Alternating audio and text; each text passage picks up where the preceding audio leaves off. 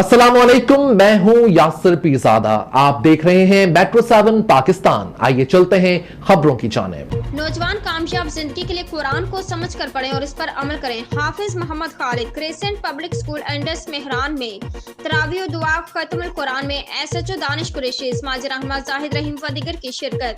इस साल भी हाफिज मोहम्मद खालिद एडवोकेट ने 10 रोजा तरावी और खत्मुल कुरान के मौका पर खसूसी दुआ का एहतमाम किया, जिसमें सामे के फराइज हाफिज मोहम्मद बिलाल ने अंजाम दिए। उस्ताद हाफिज खुर्शीद अहमद, उस्ताद हाफिज गुलशाद, SHO खोखरा पार, दानिश कुरैशी, बशीर अहमद एडवोकेट, वकील कुरैशी, बुजुर्ग मोहम्मद सादिक और दिगर ने शिरकत की।